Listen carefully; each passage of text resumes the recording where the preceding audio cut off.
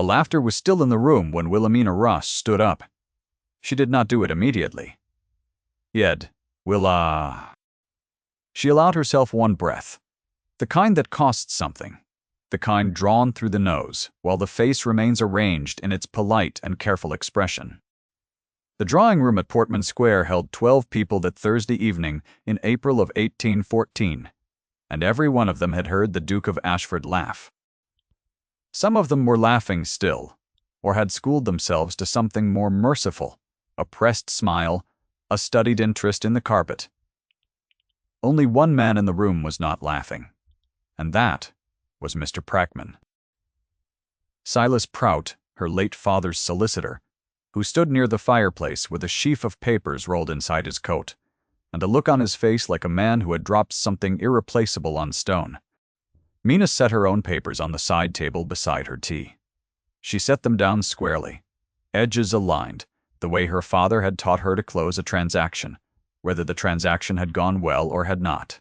Then she rose, smoothed the front of her lavender walking dress, which was 2 seasons old, and had been retrimmed once along the cuffs, and she said, in a voice that did not shake, that she thanked His Grace for his time. She walked to the door without looking back. What she did not yet know was that the Duke of Ashford watched her cross the room with an expression his mother, seated at his elbow, could not read and did not like. She had come to him with a practical proposal. Her father, George Ross, had spent 30 years building a small but creditable textile trade, importing fine Flemish woolen cloth and supplying it to 3 county drapers and 1 London house with exacting taste. When he died in January of 1814, he left behind a business in reasonable working order, a loom inventory valued at something close to £300, and a debt of £400 to a creditor he had trusted more than was wise. The debt was the kind that would absorb the inventory if it were not addressed. And after it had absorbed the inventory, it would address Mina. She was 23 years old. She had no brother. She had no husband. She had no house of her own. Only the lease on the Holborn rooms where her father's accounts had been kept, which would expire at Michaelmas, unless she could give the landlord a reason to renew it. She had, in the estimation of her father's acquaintance, very little future, of any reliable sort. She had also her father's ledgers, his supplier contacts in the Low Countries, and 4 years of sitting beside him at the accounting table, learning to read cloth the way other young women learn to read music. The proposal she had carried to Portman Square was straightforward. She would supply the administrative and commercial knowledge, the supplier relationships, and the existing inventory of her father's commission house. The Duke of Ashford, who owned 11,000 acres in Wiltshire, including 2 mills currently underemployed, would supply the capital, the social credibility, and the milling capacity to process raw wool into finished cloth, which she would then sell at a reliable margin through the contacts she already held. The enterprise would cost him £2,000 in its first year, and would, she projected, return a profit inside 3 years. It was a sound proposal. Prout had looked at it for a week and told her so. Edmund Ashford had laughed. He had done it at the moment she reached the 3rd page, where she had set out the projected annual income for the first 3 years, in a plain column of figures. She had heard the sound begin in his chest, that low, controlled sound that well-bred men produce when they have been surprised into amusement and have not quite managed to suppress it in time. He had then collected himself, set the pages on the table beside his chair, and said, with all the measured courtesy of a man who has remembered his manners, that it was a diverting document, and that she must have worked very hard on it, and that he was afraid he could not see his way to the arrangement she described. 12 people heard it. 12 people understood what they had witnessed. A young woman of reduced circumstances had entered a drawing room with a business proposal, and had been, by one of the most powerful men in the room, laughed at. The dismissive label settled over her. Like weather before she had reached the hall, she heard Mrs. Domy. Partridge, who had been seated nearest the window, murmured to the woman beside her that it was sad, really the things grief did to young women, and that poor Miss Ross had always been a little unusual. That was the first voicing. It was delivered quietly, in the manner of polite concern, and had followed Mina down 3 flights of stairs and into the street. She walked back to Holborn in the April rain without a hackney, because a hackney was 6pence she was keeping for other purposes. By the time she reached her father's rooms, she had decided 2 things. She would not approach the banks. The banks her father had used knew his name and knew his debt, and they would not advance credit to an unmarried woman operating on her own judgment, regardless of her merits. She had known this before she went to Portman Square.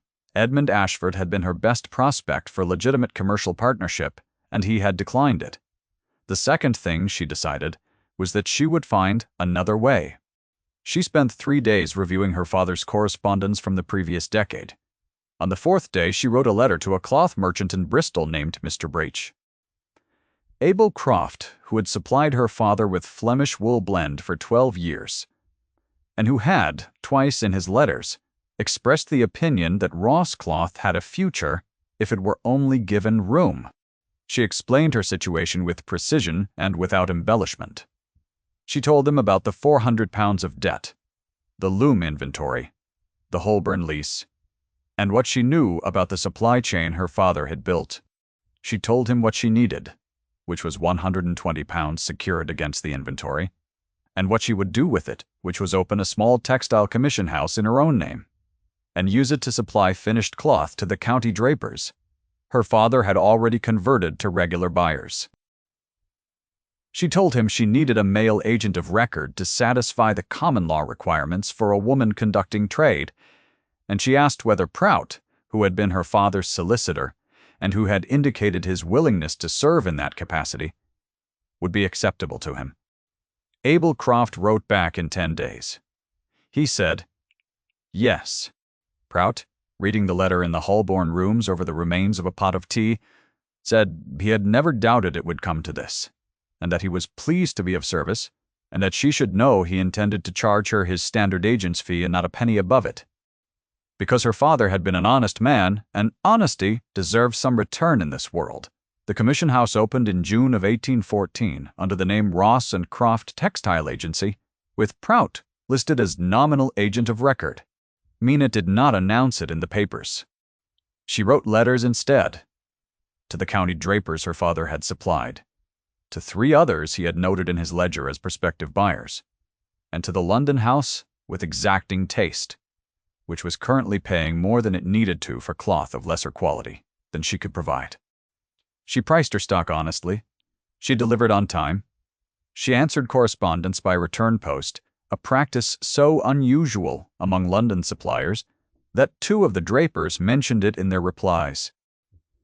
The social world did not notice any of this because the social world was not looking at her. Edmund Ashford was not looking at her either. Or, so he told himself. His spring had proceeded in its appointed fashion, under the firm direction of his mother, Lady Dorothea Ashford, who had managed the family's social calendar since his father's death 8 years ago, and who saw no reason to relinquish that management now that her son was 32 years old and had been a widower for 4 years. The dowager moved through each season with the settled authority of a woman who knew precisely what everything was worth and what everything cost, and what Edmund's situation cost in the spring of 1814 was urgency. The Ashford estate carried £12,000 in inherited encumbrance, the accumulated result of his father's drainage schemes and the wartime taxation that had compressed wool revenues for a decade.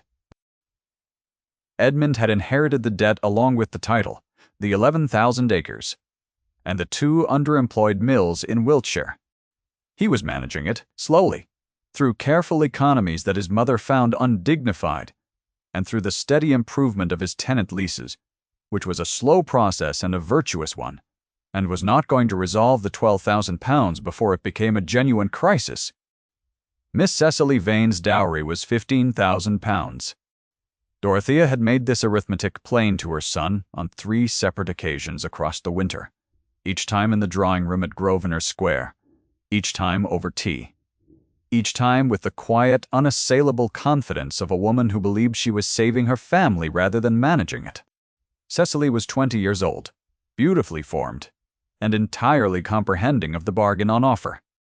She sat at Dorothea's preferred social evenings, with a composure that the dowager described as distinction, and that Edmund found privately rather like looking at a very fine piece of furniture. He had not said this to his mother. He rarely said things of that kind to his mother. What he said when pressed was that he was considering all reasonable possibilities, which was the sort of answer that satisfied no one but closed the conversation. It was in September, at the Vane estate in Surrey, that the matter of Miss Wilhelmina Ross re-entered his awareness, not as a person but as a name. One of Cecily's aunts mentioned at dinner that she had recently received a very good bolt of Flemish wool blend from an agency in London, a woman's enterprise of some kind, and that the quality was considerably above what she had come to expect at the price. She could not immediately recall the name. Her husband said he thought it was something to do with Ross, and wasn't there a Ross who had been in the Flemish import trade, a man who had died in the winter? Edmund said nothing. He ate his soup. He thought about the column of figures on the third page. He did not say this to anyone either. By October, Ross & Croft Textile Agency was supplying cloth to 3 county houses. Mina's annual income from the enterprise had grown to approximately £380, which was enough to settle the original £400 of debt, with Abel Croft's patient agreement on the repayment schedule, and to pay Prouty's fee and the Holborn rent, and leave something over for supplies and for the re-engagement of 2 of her father's former pieceworkers, a woman named Mrs. Gill and her daughter, who had been without steady work since the previous winter. She was not prosperous. She was solvent and growing, which was a condition she found considerably more useful than prosperous, because it implied direction rather than arrival. It was on a Wednesday afternoon in late October, that direction. And the Duke of Ashford occupied the same narrow corridor outside a Cheapside cloth warehouse. He had not intended to be there. He had come to inspect a consignment of Wiltshire broadcloth that his estate manager had arranged to sell through a city merchant, and he had arrived at the wrong hour or the right one, depending on what one made of what happened next.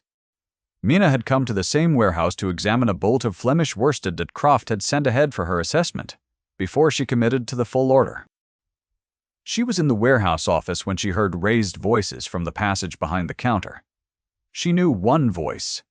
It was the warehouse overseer, a Mr.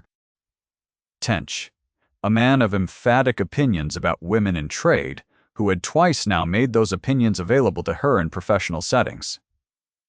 The other voice was younger, higher, frightened. It belonged to a girl of perhaps 16 in a gray dress, one of the seamstresses who did piecework in the warehouse's upper rooms. Mina came around the counter and into the passage. The overseer had the girl's wrist. He was explaining to her loudly that 2 yards of cream wool muslin had gone missing from the upper room, and that he knew very well where it had gone, and that unless she could give him a better account of herself, he would have the constable in before she drew another breath. The girl said she had not taken it. She said it in the way that frightened people say true things, without the performance that liars manage, just the plain, shaking declaration. Mina walked to the end of the passage and opened the door that led to the upper room. She had been in the upper room twice before on previous visits, and she had noted, as she noted everything, the arrangement of the work tables and the rough shelving above them. She climbed the stairs, crossed to the second table from the window, and found the 2 yards of cream wool muslin folded behind a bolt of brown flannel on the upper shelf. There was a loose thread at the fold that matched the spindle in the corner, and the thread indicated the cloth had been worked and replaced, not taken. She brought it down and set it on the counter. She explained in measured terms what the loose thread indicated, and what it did not indicate.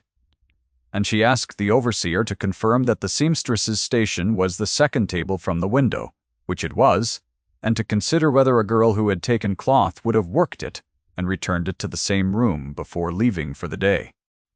The overseer released the girl's wrist. He did not apologize. He told Mina that she had no business in his upper room, and Mina agreed that she had been presumptuous, and she picked up her sample case and her hat, and she left. She did not know until afterward that anyone had been watching from the warehouse doorway. Edmund Ashford had come in from the courtyard while Mina was still speaking. He had stood in the doorway for perhaps 3 minutes, long enough to hear her entire argument and to see the overseer's face change. He said nothing to her as she passed him in the doorway. She gave him a brief, composed nod of recognition, the nod one gives a near stranger in a professional setting, and walked across the courtyard to the street. He watched her go. Something opened in his chest that he had not felt open in a considerable time, and it was not a comfortable sensation, and he recognized it with the particular clarity of a man who has suppressed a thing for long enough to recognize it on sight when it returns. His wife had been named Eleanor, and she had been 24 years old. And 3 years before she died, she had been publicly shamed at an assembly in Bath by a man Edmund had believed he could manage through private channels, and he had been wrong about that. And she had stood in the middle of the room while it happened, and he had stood 6 feet away from her, frozen in the calculation of how to respond without making it worse. And by the time he had finished calculating, it had been worse, and she had known he had stood there and not moved. And she had never said so. And the illness that took her the following year had taken her before he could find the words. He had laughed at Wilhelmina Ross's proposal in April of 1814, because the column of figures on the 3rd page had been sound, and he had known it was sound, and he had been frightened of what it meant, that a woman in a retrimmed dress had walked into a drawing room and offered him a practical solution while he was still pretending the problem did not require one. The laughter had been the mask of a man who needed a moment. He had not known how to ask for. He had not, at the time, been able to name it. He could name it now. He stood in the courtyard of the Cheapside warehouse for longer than was practical, and then he went inside and spoke to the merchant about his broadcloth, and he was thorough and competent and entirely elsewhere in his attention. If you have found yourself wanting to see Mina's worth witnessed by someone who could act on it, this is the moment the story begins its turn. Stay with it. She is not finished yet, and neither is the machinery arranged against her. Dorothea had been patient through the autumn. She was a woman who understood that patience was a form of strategy, and she had deployed it with the precision she brought to every social instrument she possessed. She had introduced Cecily Vane to Edmund at 4 separate gatherings.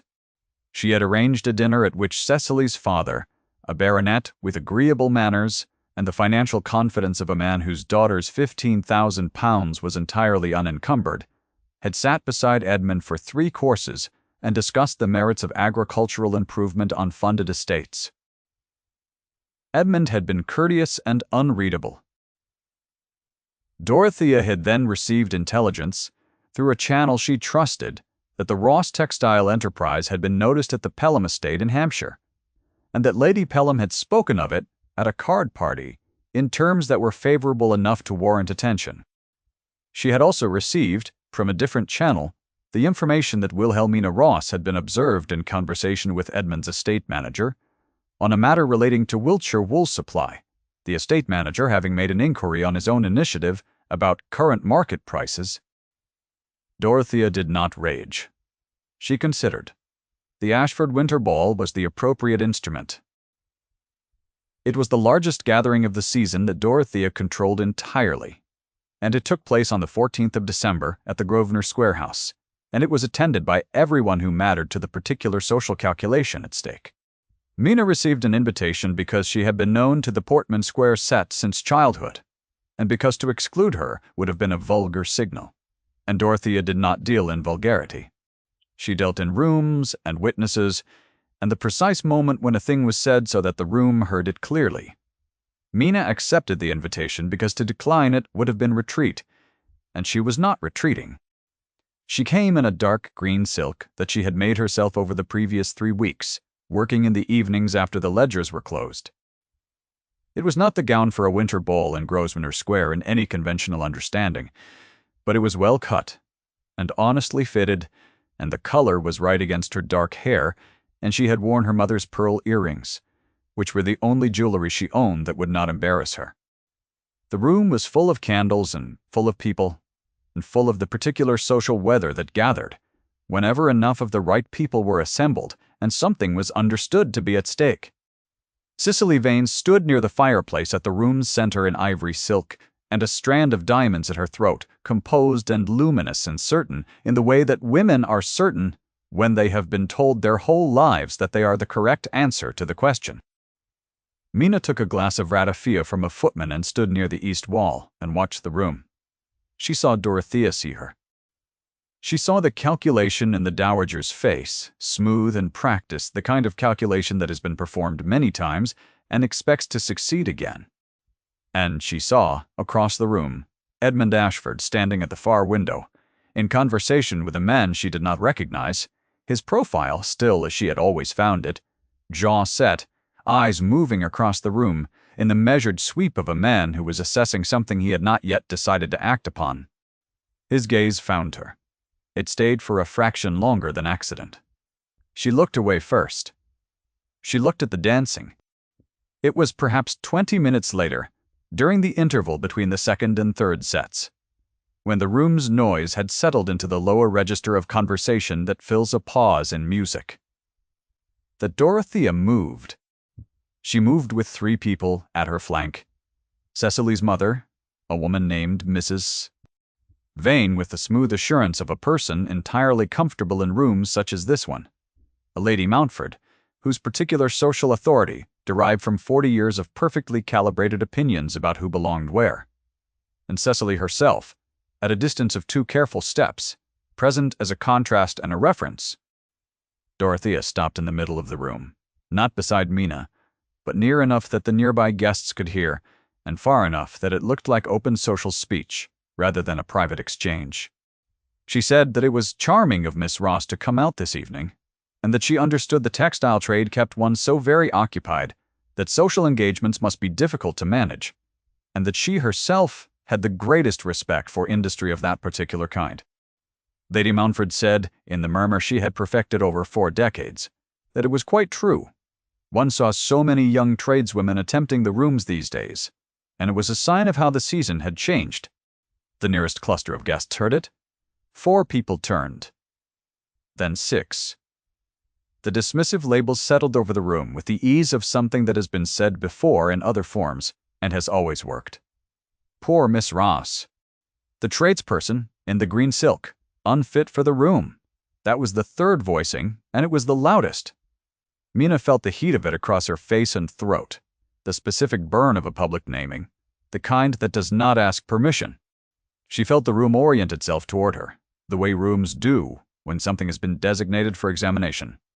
She felt, somewhere behind her breastbone, the old familiar invitation to become smaller, to excuse herself, to find the edge and the door and the street. She set her ratafia glass on the nearest surface. She did not move toward the door. She stood precisely where she had been standing, spine straight, hand still, the pearl earrings catching the candlelight, and she looked at Lady Dorothea Ashford with the quiet attention of a woman who has looked at difficult figures for long enough to know that the first moment of confrontation. She said clearly enough for the same 6 people to hear that she was indeed in trade, and that she was in fact rather proud of it, and that she had been in trade for 8 months and was now supplying cloth to 3 county houses, including, she believed, the Pelham estate in Hampshire, which she understood Lady Mountford's family had occasion to visit in the autumn. Lady Mountford blinked. Dorothea's fan rose an inch in her hand. In the silence that opened, which was not quite long enough to be a verdict, but was long enough to be noticed, Mr. Sher. Silas Prout appeared at Mina's left shoulder, with the particular composure of a man who has arrived at precisely the moment the papers require a signature. He had been present in the room for some time, quiet, as solicitors are, quiet, attending to the proceedings with professional attention.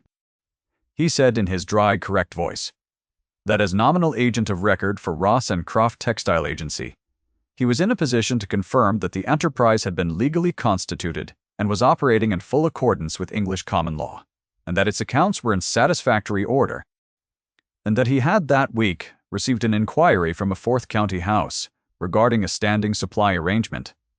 Cecily's mother opened her mouth and closed it. The crowd that had formed around the moment was perhaps 15 people now, and the 15 people were no longer certain that what they had witnessed was a correction of the social order. Several of them were looking at Mina with an attention that had shifted in its quality.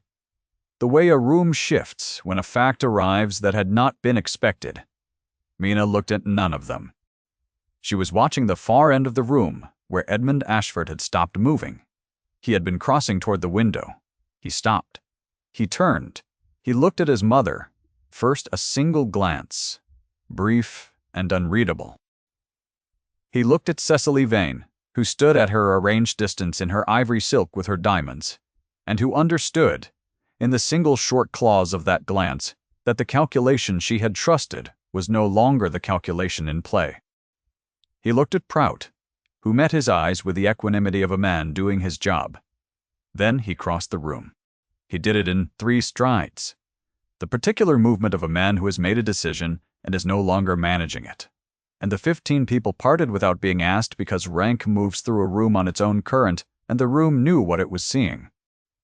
He walked through the space that had formed around Mina, and he stood before her, and the candlelight was steady, and the music had not yet resumed, and every person in that corner of the ballroom was entirely still. He said, "Miss Ross." Not her full name with its social freight, not her title as a condolence, not the polite deflection he could have chosen. Just her name, spoken at a pitch that carried to every person near enough to matter, with a quality in it that was not softness exactly, but was the specific warmth of a voice that has been cold for a long time speaking plainly for the first time. He said, "I declined a proposal in April that I should not have declined.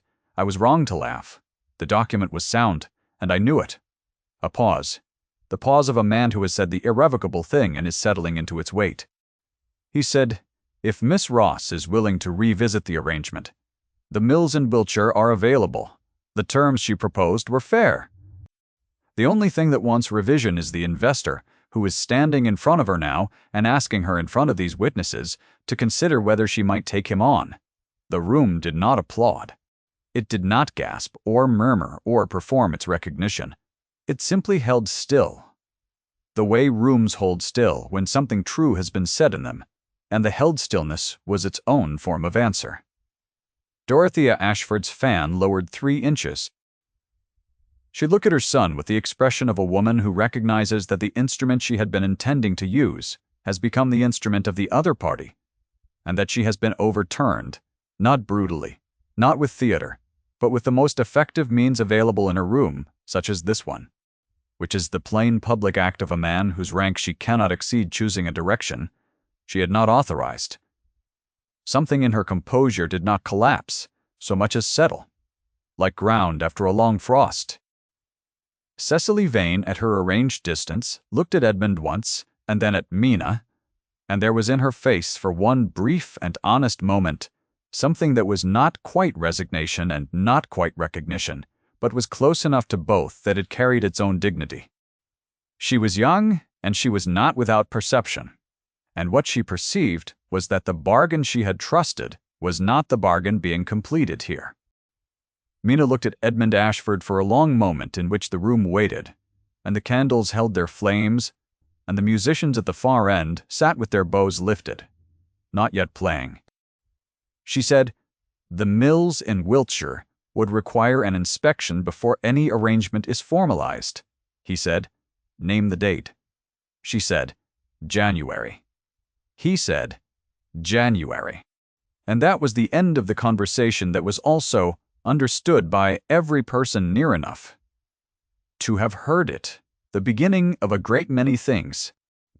Prout, folding the papers he had not needed to produce, permitted himself a small expression that was not quite a smile and was as close to one as his professional dignity customarily allowed. Lady Mountford found that she had a considerable interest in the refreshment table. Dorothea withdrew to the sofa near the second window, from which vantage she could observe the room, with the composed attention of a woman who was revising rather than retreating, and who understood with the particular clarity that comes after a thing is decided, that her son had always been more like his father than she had wanted to admit, and that his father had invariably been impossible to manage when he had made up his mind. The music began again. The room turned back to its dancing. And Mina Ross stood in the light of the Grosvenor Square ballroom, in her dark green silk and her mother's pearl earrings, and she felt with the whole length of her what it was to be still in a place where she had been expected to disappear. The snow came to London the following week, quietly, the way things come that have been inevitable for a long time, and by the new year, the roads to Wiltshire were passable, and Mina made the journey to Ashford Park with Prout, beside her in the hired carriage, and her father's loom inventory folded into the case at her feet. The mills were sound, as she had known they would be. She walked the length of the larger one on a January morning that smelled of wool and cold stone, and the particular productive quiet of machinery at rest, with Edmund at her shoulder and the estate manager at her other side. And she asked questions about the loom's current maintenance state, and the water supply from the mill race, and the existing arrangement with the tenant weavers. And Edmund answered each question in full, without condescension, with the attention of a man who has decided to be honest and finds the practice easier than he had remembered. At noon they returned to the house and sat in the library, where a fire had been laid and tea was waiting, and Prout spread the revised partnership documents across the low table and went through them with the careful thoroughness that had made him her father's solicitor for 20 years. The terms were what Mina had originally proposed, with 2 additions: a formal stake for Croft, whose £120 had made everything possible, and a provision that the enterprise would continue in Mina's name, regardless of any change in her personal circumstances, which was the kind of clause that meant several things at once, and which both Edmund and Mina read, without speaking, about what they were reading. She did not sign that day. She told Edmund she would review it for a week, because she reviewed everything for a week, and he said that was entirely reasonable, and that the fire in the library would be lit on her return. It was. She came back on the last Thursday of January with the documents signed and Prout in attendance, and there was snow on the ground and smoke from the library chimney. And when she came in from the cold, the warmth of the room met her face like something she had been moving toward for a long time without knowing the direction. Edmund was standing at the window when she came in. He turned when he heard the door. He looked at her in the particular way he had learned to look at her, which was not the way he had looked at anyone else, which was direct and still and without the managed coolness he had deployed for 4 years against anything that threatened to reach him. He said, "You are on time." She said, "I am always on time," he said, and his voice had in it that quality she had first heard across a crowded ballroom, warm and certain and irrevocable. "I know." They signed the partnership agreement that afternoon, with Prout as witness, and the fire at their backs, and the snow coming down beyond the window in the long, quiet way of January snow, which does not hurry and does not announce itself, and simply gradually covers the whole known world in something new. Ross and Croft Textile Agency supplied cloth to 6 county houses by the close of 1814, and to 9 by the following spring. The Ashford mills in Wiltshire were producing finished wool blend, at a quality that had not been seen in the county since Mina's father had sourced the original Flemish patterns a decade before, and the inquiry from the London house with exacting taste arrived in March, requesting a standing supply arrangement, which Mina accepted at terms she had spent 3 months preparing. The £12,000 of Ashford estate debt was addressed, not in one gesture, but in the steady accumulated way that real repair always precedes, and Edmund did not find it undignified. He found it something closer to what dignity actually was. Lady Dorothea remained at Grosvenor Square. She was not removed from it, and she did not lose her authority over the London household, because Edmund did not believe in gestures of that kind, and neither did Mina. What she lost was the certainty that her categories applied here, and that was a considerable loss, and she managed it in the way that perceptive people manage the revision of a long-held position, slowly, without announcing the change, with a composure that was no longer quite confidence, but was not yet defeat. She sent Mina a note in February. It concerned a bolt of dark blue worsted she had noticed at the Pelham estate, and wondered whether the agency might supply something similar. Mina wrote back by return post with 3 samples and a price. The Dowager ordered 6 yards. Cecily Vane married the following season, a young officer of the Hussars, whose fortune was modest, but whose admiration for her was, by all accounts, genuine and specific. And she wore her diamonds to the wedding, and looked, those who attended reported, entirely certain. In the library at Ashford Park, on a Thursday evening in late February, when the fire had settled into its embers and the snow outside the window had ceased its falling, and the whole Wiltshire landscape lay white and still under a sky that had cleared to show the stars, Mina sat at the writing table with her father's ledger open before her, and the partnership accounts open beside it, and the household accounts for Ashford Park in the 3rd column, because someone had to keep them, and she was the one who understood how they worked. Edmund came in from the hall and stood in the doorway for a moment, looking at her. She did not look up immediately. She was carrying a figure from one column to the next, with the careful precision that her father had taught her, at the same table where she had learned everything she knew, and she wanted to finish it before the thought was gone. He waited. He was good at waiting now. He had learned it from watching her. She closed the ledger and looked up, and the firelight was on her face. The candle on the writing table made a small bright point in the room's warmth, and his face in the doorway was the face of a man who had, some months ago, stopped being the man who laughed, and had become instead the man who was here. She said, "January accounts are closed," he said. "Come away from the table then." She did.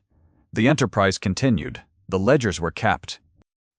The mills in Wiltshire turned in the long grey light of February mornings, and the cloth went out along the roads to the county houses, and to London, under the name her father had given her, and under the signature she had put to the world in the spring of 1814, when she had walked out of a drawing-room in the rain and decided that there was another way. Ashford Park held the cold off well that winter, its stone walls thick with something older than any one person's pride or caution. And in the library the fire burned low and certain, and warm, and the snow on the sill was the snow of a place that had, at last, become home. If Mina's quiet refusal to disappear moved you this evening, leave a word in the comments about the moment that stayed with you. She would have kept the accounts regardless. It is only that someone finally noticed